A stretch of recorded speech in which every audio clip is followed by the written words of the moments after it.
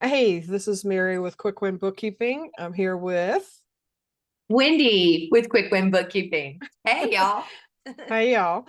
Oh, definitely Southern girls. Sorry, that just caught me when we just did that. All right, so this is our first live. Unfortunately, we don't have any participants, but that's okay.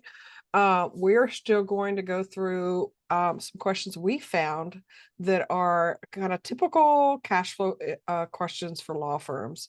Hopefully, we found some good questions that are help answer your questions. However, I will say that if we're not covering a question that you have that's dealing with your cash flow, then just drop us a line, whether it's in our group or directly, or you can DM us directly, either way. But let us know what your questions are, and we will try and help answer those for you. That's really what we wanted to be able to do. We're wanting to help you. That was the aim of our call today so that we can answer those questions and get you the information that you're needing in dealing with cash flow, because cash flow issues are not fun, right? Um, all right, so with that, we're just going to go ahead and dive in. We don't want to take up a lot of your time if you're watching this on the recap, obviously. Um, so without further ado, go for it, Wendy. All right. Well, my first question is, how can we improve our cash flow?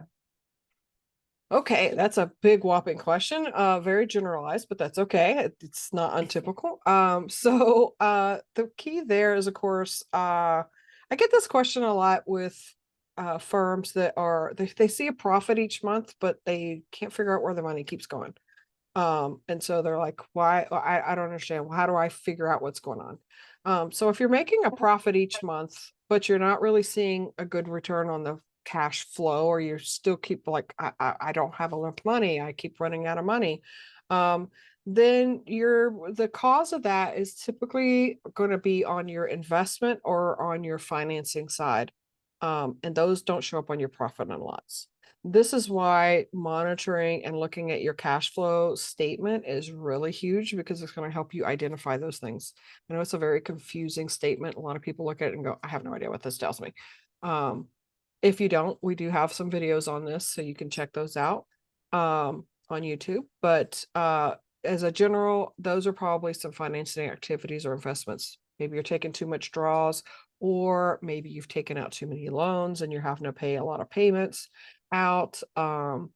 There's a slew of things. Maybe you're paying really a lot of on your credit cards. That's actually not specifically on the financing or the investment side, but it still has a huge impact on your cash because you're spending a lot of money on your credit cards. So that can definitely hit you.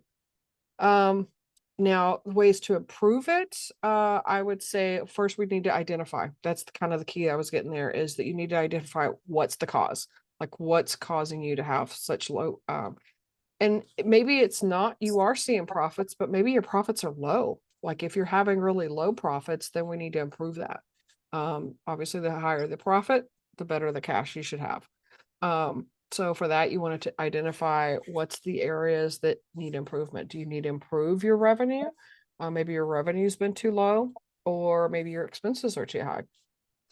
You always want to keep those in mind. So, and on the revenue side, say, take a look at what's going on with your clients. Are you getting payments all up front, or maybe you're having a cash flow issue because you're not getting payments often enough?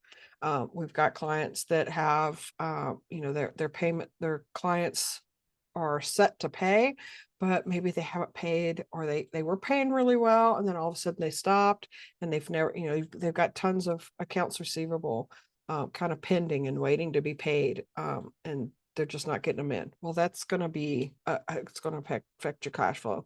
Maybe you've got payment terms, or you've done installment type things with them, and it's just dragging out across, say, a year or something.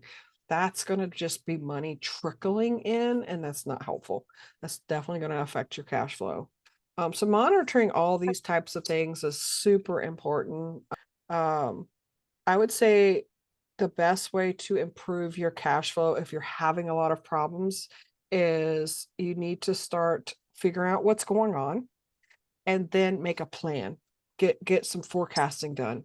Forecasts for the future with all these information and things that you know are coming up. Get yourself a plan in place, and that's going to help you kind of mitigate that issue. I know that was a lot packed into one question, but Yeah, I was like, wow. So let me get this straight. What are the key factors affecting our firm's cash flow? that goes right back to the client payment habits. I know I kind of got a little bit kind of carried away there, but yes, payment habits and how they're paying you can make a huge impact on your cash flow, as well as you as an owner or a partner's the amount of money you're drawing or when you're drawing it. Like if you're drawing every single month, if the amounts aren't predictable or the amounts are way more than what your cash can actually handle, then it's going to have a huge impact on your cash flow. Salaries, benefits, labor. If your labor margin is over 50% in particular, or even at 50% technically, but definitely over 50%, then that's having a huge impact on your cash flow. A labor margin that high is really way too high.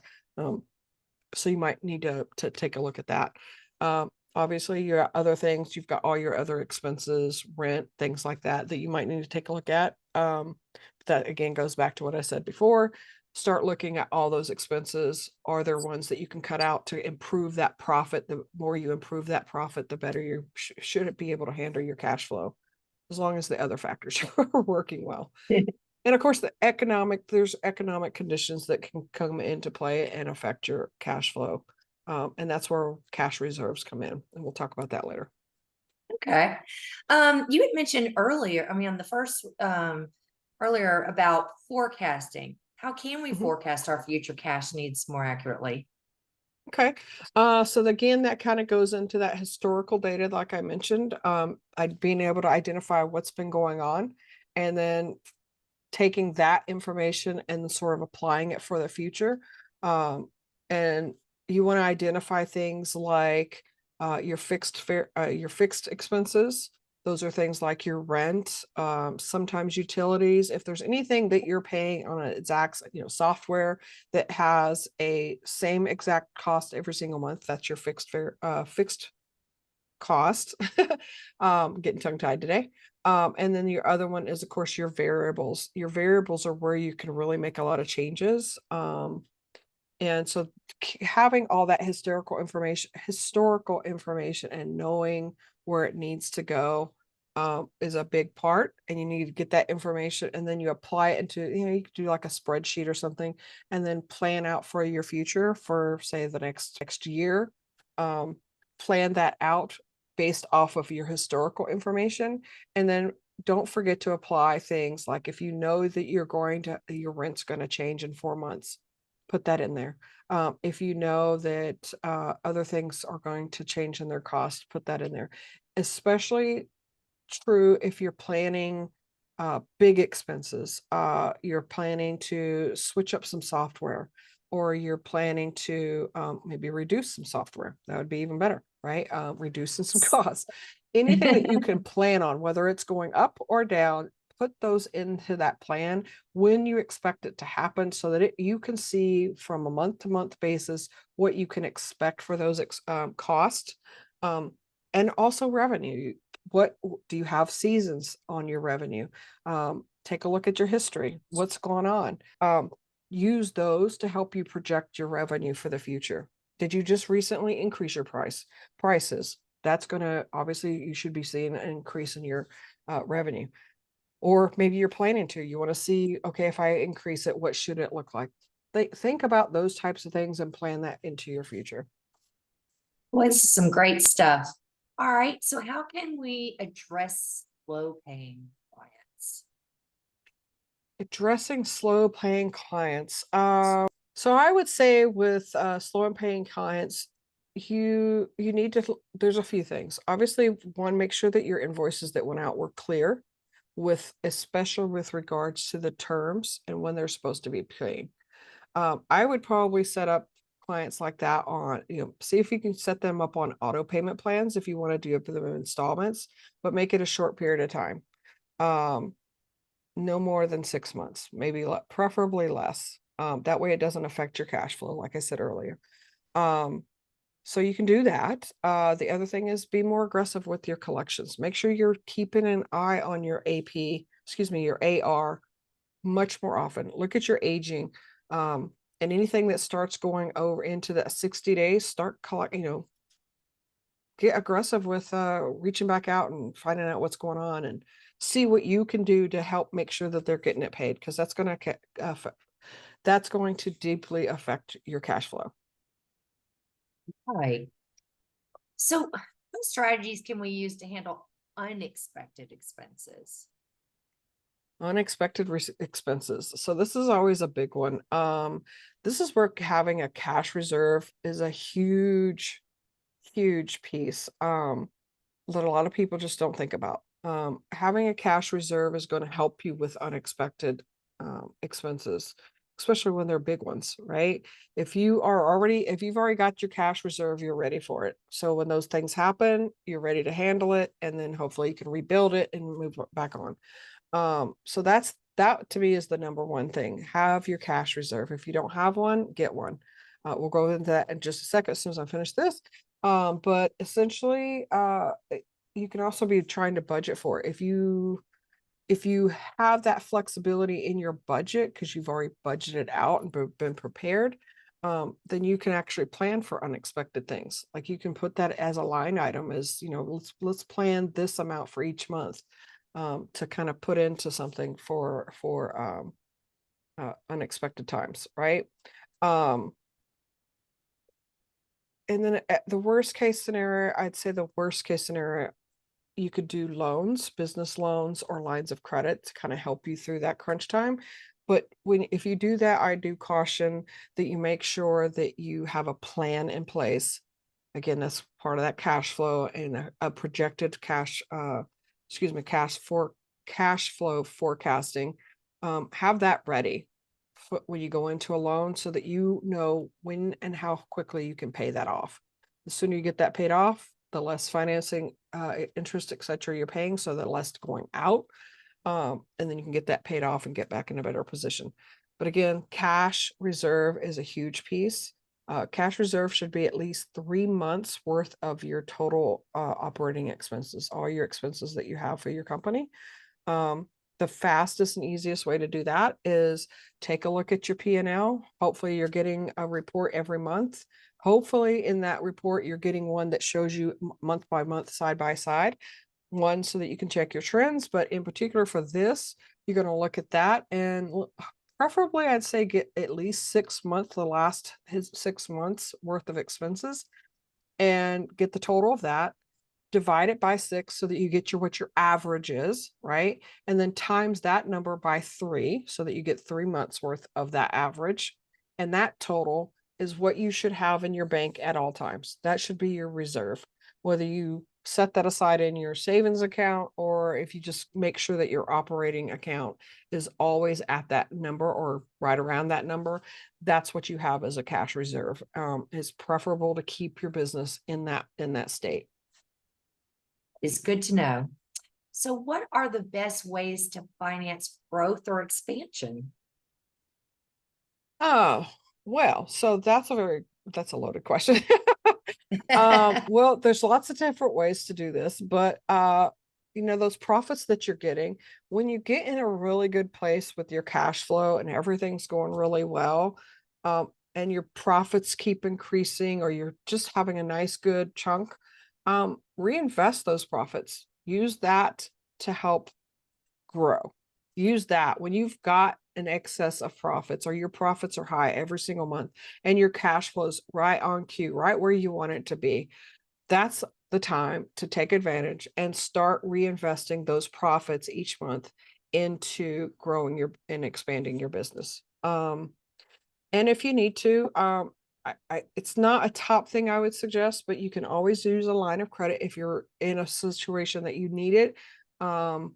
and you're wanting to grow, or you're needing it to be able to get to that next level, and you know that next level is going to help you sort of explode, so to speak, then you could possibly look at that. But I would still say the biggest thing I would do is take your profits. That's really the big thing. There are some other things out there, some like government grants and things like that you can also look at. That never hurts. Apply for the grants if you can. Awesome. This is some great stuff. So what key performance indicators should we track to monitor our cash flow health?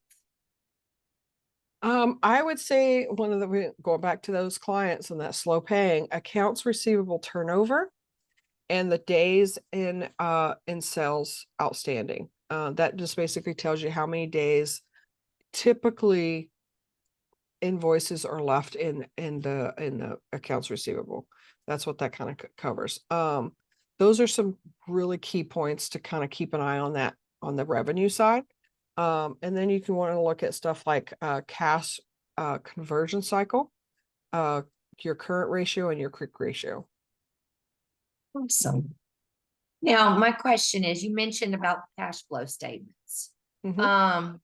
How often should we be reviewing our cash flow statements? I get on them every once in a while. How often should I be getting? You need to look at that. Excuse me. You need to be looking at those statements monthly. I see a lot of people, they just don't understand it, so they skip past it. I've even had CPAs that I've worked with, because they're more tax focused, that felt like the cash flow statement really wasn't an important enough statement to send to their clients. But actually it is. I think you need to be looking at this monthly, especially if you are having or have had recently any cash flow issues. But even if you're not, it's going to help you see it before it becomes a bigger problem, because you're going to start seeing, oh shoot, we went negative. 1 month of a negative across, say, a span of a year, big deal. That's as long as you bounce back up, that's fine. But that's the whole point of monitoring it, is so that you keep seeing it. If it goes into a negative, then oh, something happened. If you're aware of what it was, it's a one time, great, we can move forward. But you always still want to monitor it so that you are catching it, because if it happens 2 months in a row, something's going on, right? 3 months in a row. Now we're definitely, something's not right. So yes, always monitor that so you can take action sooner. So my firm has fluctuations. What can I do to fix that?